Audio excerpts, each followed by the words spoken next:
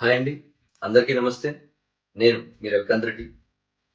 ఈరోజు ఈ వీడియోలో గోవాని అతి తక్కువ ఖర్చుతో ఎలా చేరుకోవాలి? అక్కడ చూడాల్సినటువంటి ఏ ఏ ప్రదేశాలు ఉన్నాయి? అక్కడ జరుగుతున్నటువంటి గ్యాంబ్లింగ్ ఏంటి? ఇవన్నీ మీకు క్లియర్‌గా ఎక్స్‌ప్లెయిన్ చేస్తాను. ఈ వీడియో చివరి వరకు చూడండి. మీరు కూడా తక్కువ బడ్జెట్‌తో అంటే మాక్సిమం 6,000తో గోవాని చూసి రావచ్చు. ఎలా అనేది క్లియర్‌గా ఎక్స్‌ప్లెయిన్ చేస్తాను. అసలు గోవా అనే పదం వినగానే ఎవరికైనా సరే ఏదో ఒక తెలియని గొప్ప ప్రపంచాన్ని చూస్తున్నట్టు ఫీల్ అయిపోతారండి. అక్కడికి వెళ్ళి వచ్చిన తర్వాత ఇదేనా? అంత మోసమేనా? అని ఫీల్ అవుతారండి. అనంతపురం నుంచి గోవా వెళ్ళాలి అంటే మనకి డైరెక్ట్‌గా ట్రైన్స్ లేవండి. గుంతకల్లు వెళ్ళి గుంతకల్ నుంచి మీరు గోవా వెళ్ళాలి. గుంతకల్ నుంచి చాలా ట్రైన్స్ ఉన్నాయి. వాస్కో డ గామా చివరి స్టేషన్ అదండి. అయితే తెల్లవారుజామున 3 గంటలకి నేను వెళ్ళినటువంటి ట్రైన్ అమరావతి ఎక్స్‌ప్రెస్. సార్ ఆ టైంలో అక్కడి దాకా వెళ్ళడం ఎలా అని మీరు ఎవరైనా అనుకుంటే 11:30కి కర్ణాటక ఎక్స్‌ప్రెస్ ఒకటుంది. 12:30కి day by day Hampi express ఒకటుంటుంది. సో మీరు వెళ్ళే రోజు అవి ఉన్నాయో లేదో చూసుకోండి. నెక్స్ట్ గుంతకల్ నుంచి వాస్కో డ గామాకి రూ. 280 అండి చార్జ్. మీరు వెళ్ళేటప్పుడే మీకు మధ్యలో దూద్‌సాగర్ అనే వాటర్ ఫాల్ కనపడుతుంది. హ్యాపీగా దాన్ని చూసి ఎంజాయ్ చేయొచ్చు. నెక్స్ట్ చెప్పే విషయం ఏంటంటే అంటే మీరు వాస్కో డ గామా వరకు డైరెక్ట్‌గా వెళ్ళవద్దు. మడ్గావ్ అనేటువంటి ఒక రైల్వే స్టేషన్ వస్తుంది. వాస్కో డ గామాకు ముందే. అక్కడ దిగేసేయండి. ఎందుకు ఇలా చెప్తున్నాను అంటే వాస్కో డ గామాకి వెళ్ళేసరికి 6 అవుతుందండి. 6కి మీకు ఆ టైంలో వాస్కో డ గామా ఎదురుగానే బస్ స్టాండ్ ఉంటుంది. కానీ బస్సులు ఉండవండి. మాక్సిమం 5:30కి క్లోజ్ అయిపోతాయి. ఆ చుట్టుపక్కల తిరిగేటువంటివి కూడా లోకల్ వెహికల్స్ తప్ప మిగతావి ఉండవు. సో దానివల్ల చెప్తున్నాను. మీరు డైరెక్ట్‌గా మాట్లాడుకునేటట్లయితే వాస్కో డ గామా బెస్ట్ అండి. సరే. ఇప్పుడు మడ్గావ్ దగ్గర దిగారనుకోండి, ఒక 10 మినిట్స్ మీరు వాకబుల్ డిస్టెన్స్‌లో లోకల్ బస్ స్టాండ్ ఒకటుంటుంది. అంటే మనకి ఆర్టీసీ బస్సులు కాకుండా సిటీ బస్సులు తిరిగేటువంటి బస్ స్టాండ్ ఒకటుంటుంది. అక్కడి నుంచి రూ. 20 టికెట్ తీసుకుంటే ప్రతి 5 నిమిషాలకు ఒక బస్సు ఉంటుందండి. City bus. ఎక్కడికి? మీరు ఆ మడ్గావ్‌లో ఉండేటువంటి బస్ స్టాండ్‌కి వెళ్ళడానికి. మడ్గావ్ నుంచి రూ. 35తో ఏసీ బస్సులో మీరు పంజిమ్ అంటారు లేదా పనాజీ అని అంటారండి. అక్కడికి వెళ్ళిపోవచ్చు. అక్కడి నుంచి రూ. 40 ఛార్జీతో మీరు హ్యాపీగా కాలింగుడ్ బీచ్‌కి వెళ్ళిపోవచ్చు. మీరు ఎవరైనా సరే రూమ్ బుక్ చేసుకునేటప్పుడు కొంచెం జాగ్రత్తగా వెళ్ళి చూసుకొని రూమ్ బుక్ చేసుకోండి. ఎవ్వరి మాటలకు మీరు లొంగిపోవద్దు. కాలింగుడ్ బీచ్‌కి వెళ్ళగానే సర్కిల్ దగ్గర దించేస్తాడు. అక్కడ దిగిన తర్వాత ఆ సర్కిల్ నుంచి 100 మీటర్స్ నుంచి మీరు హాఫ్ కిలోమీటర్ లోపు మీకు తక్కువ ఖర్చులో డబుల్ బెడ్రూమ్ 2500. మీరు నలుగురు ఉంటారా, ఐదుగురు ఉంటారా, ఆరుగురు ఉంటారా సంబంధం లేదండి. లేదు కొంచెం క్లాస్గా ఉండాలి మాకు రూము అని అనుకుంటే మినిమం 4000 అండి. 1500 సింగిల్ బెడ్రూమ్ ఉంటుంది, 1000 రూపీస్కి ఉంటుంది. హ్యాపీగా మీరు వెళ్ళి చూసుకోండి ముందు. ఎందుకు ఇంతలా చెప్తున్నానంటే మేము వెళ్ళిన రూమ్ 4000 చిల్లర పడిందండి. 4200 ఒక రోజుకి. మేము 9 మంది ఉన్నాం కాబట్టి మాకు తక్కువ ఖర్చులో వెళ్ళిపోయింది. కానీ మా రూమ్ సూపర్గా ఉంది. మీకు అది కూడా నేను చూపిస్తాను ఈ వీడియోలో. చూద్దాం. మీరు ఒకరు లేదా ఇద్దరు వచ్చి మాకు 1500, 2000 రూమ్ పెట్టాలంటే కష్టమని అనుకుంటే మీకు హాస్టల్స్ ఉంటాయండి. మేము 9 మందిం కాబట్టి మాకు కన్వీనియంట్గా ఉండడం కోసం అంటే వంట వండుకోవడం కానీ ఇవన్నీ కుదరాలనేటువంటి అభిప్రాయంతో మేము ఈ 4200 రూపాయల రూమ్ తీసుకున్నాం. ఇది double bedroom plus hall, kitchen ఉందండి. వాళ్ళే గ్యాస్ ఇస్తారు, వంట సామాన్లు ఉంటాయి. మనకు కావాల్సినటువంటి సరుకులు తెచ్చుకొని వండుకుంటే సరిపోతుంది. సో రూమ్ అయితే చాలా పెద్దది, మొత్తం చాలా బాగున్నాయండి. ఇంకోటి ఇక్కడ నుంచి మనకి బీచ్ జస్ట్ ఒక 500 మీటర్స్ అండి.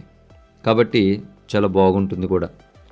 సాయంత్రం పూట షికారుగా వెళ్ళడానికి కానీ రావడానికి కానీ.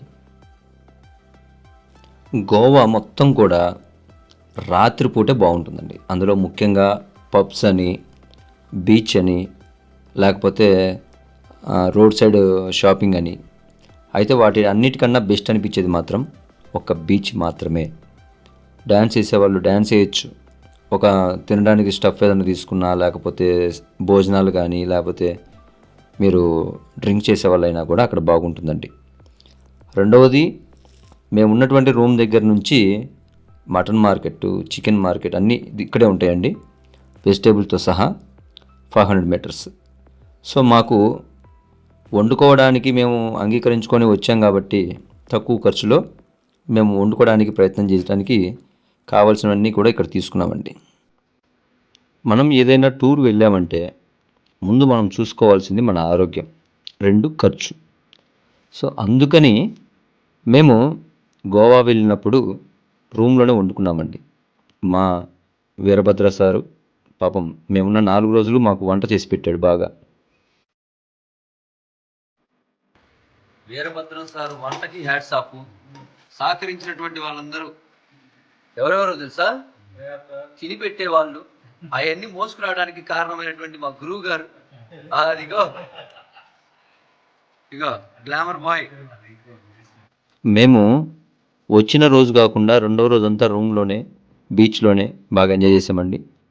ఆ మూడవ రోజు తెలిసిన వాళ్ళ ద్వారా ఇదిగో ఇట్లా పర్సన్కి 350 రూపాయలు అని అంటే ఇట్లా బస్సులో వెళ్ళాము. బట్ దీనికన్నా బెస్ట్ ఆప్షన్ ఏందిరా అంటే, మీరు నలుగురు కనుక ఉంటే టూ వీలర్స్ తీసుకోండి. లేదు 7 మంది పైన కనుక ఉంటే మీరు ఒక కారు మాట్లాడుకొని చూడాల్సినటువంటి ప్రదేశాలు ఏంటివి అని మీరు చివరిలో నేను చెప్తాను, అవి చూడండి చాలు. ఎందుకు ఇట్లా చెప్తున్నానంటే, ఇప్పుడు మేము వెళ్ళేటువంటి బస్సులో ఇవన్నీ దూరం నుంచి చూపించారు. ప్లస్ దాంతోపాటు ఒక్కొక్క ఏరియాకి తీసుకుపోయిన తర్వాత టెన్షన్ పెడతారండి. రెండవది, వాళ్ళు చేసే పని ఏంటంటే అంటే, ఫస్ట్ పాయింట్ ఒక ప్యాకేజీలు 2 చెప్తారు. ఒకటి డాల్ఫిన్స్ చూడాలి అంటే, మీరు అగోడా ఫోర్ట్ చూడాలి అంటే, ఇట్లా జైలు చూడాలంటే 350 రూపాయలు షిప్లో తీసుకెళ్తాము అని చెప్పి చెప్తారు. తర్వాత నైట్ డిన్నర్ 500. మీరు యాక్సెప్ట్ చేశారనుకో, ఆ వచ్చినటువంటి పర్సన్ మిమ్మల్ని రిసీవ్ చేసుకునే విధానం బాగుంటుంది. మీరు యాక్సెప్ట్ చేయలేదనుకో, ఒక్కొక్కరిని శత్రువులా చూస్తాడండి. అది వాస్తవం. సరే, ఏది ఏమైనా గోవాలో ఇది ఒక ప్లేస్ అండి. ఇక్కడ సినిమా షూటింగ్స్ ఎక్కువగా జరుగుతూ ఉంటాయి. మీకు సింగం 2లో కూడా జనాలందరూ బాగా ఫేమస్ అయినటువంటి పిక్చర్ కాబట్టి చెప్తున్నాను. సింగం 2లో కూడా ఇక్కడ ఒక ఫైట్ జరుగుతుంది, ఒక వెహికల్ సముద్రంలో పడిపోవడం అట్లా. సో అటువంటిదంతా షూటింగ్ ఇక్కడే జరిగింది. నెక్స్ట్ ఇక్కడ దూరంగా ఆపేస్తారండి, దాదాపు 1 కిలోమీటర్ దూరంలో వెహికల్ ఆపేస్తారు. మనం నడుచుకుంటూ పోయి చూసుకొని మళ్ళీ రావాలి. 10 నిమిషాలు 20 నిమిషాలు టైం ఇస్తాడు. ఆ టైంలో మనం రాకపోతే కోపంగా మాట్లాడే విధానాలు. సో అందరూ ఒకేలా ఉండరు, పోయేది ఎంజాయ్ చేయడం కోసం. కాబట్టి మీరు ఓన్ వెహికల్ అనుకోండి, ఎంచుకున్నటువంటి ప్రదేశాలు ఒకరోజు కాదు 2 రోజులైనా మీరు చూసుకోవచ్చు. ఖర్చు గురించి ఆలోచిస్తే వీడికి పెట్టే 350 రూపాయల కన్నా 400 దానికి పెట్టుకొని హ్యాపీగా 2 రోజులు 3 రోజులు తిరగచ్చు. గోవాలో ఎక్కువగా బైక్స్ కూడా అండి, ఒక రకంగా చెప్పాలంటే గ్యాంబ్లింగ్ అనండి. వాడు 35 కిలోమీటర్లు 40 కిలోమీటర్లు అంటాడు. అది ఎప్పుడో పాత బండి, 30 కిలోమీటర్లు కూడా వస్తారు అది.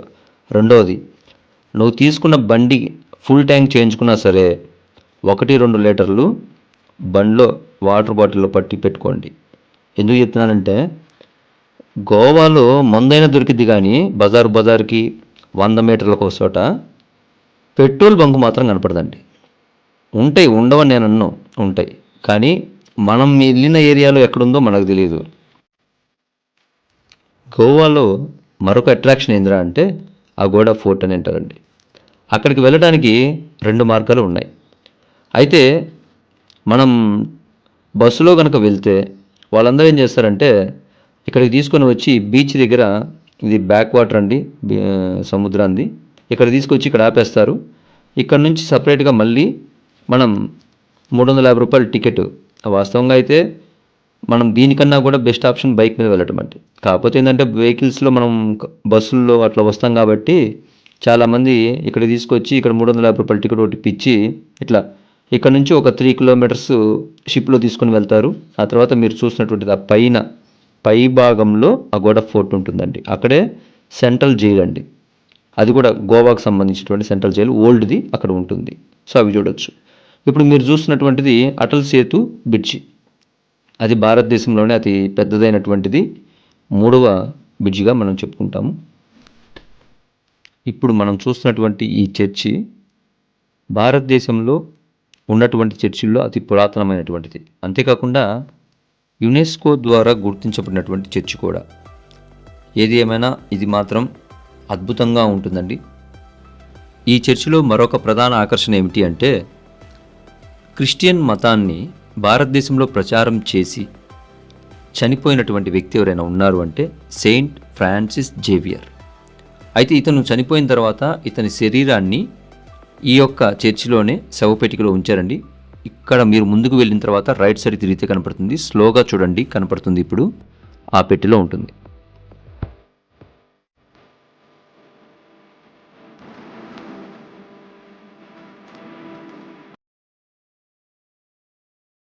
ఇకపోతే మధ్యాహ్నం 2 గంటలకి భోజనానికి ఇక్కడ ఆపుతారండి. ఇక్కడ శివాలయం కూడా ఉంది, ఫేమస్ అయినటువంటిది. కాకపోతే నేను చర్చిలో ఉన్నటువంటి సెయింట్ జేవియర్స్ అనేటువంటి ఆ శవపేటి వరకు వెళ్ళి వచ్చాను కాబట్టి మళ్ళీ హిందూ ధర్మం ప్రకారం దేవాలయంలోకి వెళ్ళడం కరెక్ట్ కాదేమో అనేటువంటి అభిప్రాయంతో నేను లోపలికి వెళ్ళలేదు. బట్ ఇక్కడైతే మీకు షాపింగ్ చేయడం చాలా ఈజీ. ప్లస్ రెండవది ఏంద్రా అంటే తక్కువ రేట్ అండి.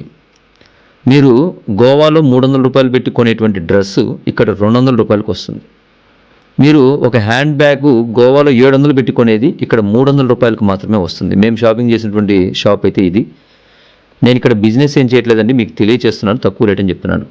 ఇక లాస్ట్కి 5 గంటలకు తీసుకుని వచ్చి ఇదిగో ఇక్కడ ఆపేసాడు మమ్మల్ని. మేము ఇక్కడ నుంచి మా రూటు మేము బస్సుకు వెళ్ళిపోయాము. ఇకపోతే గోవాలో ప్రధానంగా చూడాల్సినటువంటి వాటిలో కాలింగుడ్ బీచ్ ఒకటి, బాగా బీచ్. మీరు కాలింగుడ్ బీచ్లో నుంచి నడుచుకుంటూ వెళ్తే 1 కిలోమీటర్ అండి, హ్యాపీగా జనాలు ఎప్పుడూ ఉంటారు. ఇకపోతే మూడవది అగోడా ఫోర్ట్. 4 సినిమా షూటింగ్స్ ఎక్కువగా జరిగేటువంటి ప్రదేశాలు. ఇవి తప్ప మిగతావి ఏమీ లేవండి. కాకపోతే జనాలందరూ ఏంద్రా అంటే రకరకాల బీచ్ల పేర్లు చెప్తుంటారు. ఇక్కడ ఫారినర్స్ ఎక్కువ ఉంటారు, వాళ్ళతో మనకేం అవసరం అనుకుంటే మాత్రం ఇవే ప్రధానం. గోవా మొత్తంలో ఇంకా బాగా ముఖ్యమైనటువంటిది అటల్ సేతు అనేటువంటి ఒక బ్రిడ్జి. ఇది భారతదేశంలోనే అతి పెద్దదైనటువంటి బ్రిడ్జిలో ఒకటి. ఆల్రెడీ మీకు చెప్పి ఉన్నాను, మీరు చూస్తున్నటువంటిది ఇదేనండి. ఈ వీడియోని మీ మిత్రులకు షేర్ చేయండి, నాకు సపోర్ట్ చేయండి. నేను ఇంకా మంచి వీడియోలు మీకు అందిస్తాను. థ్యాంక్ యూ అండి.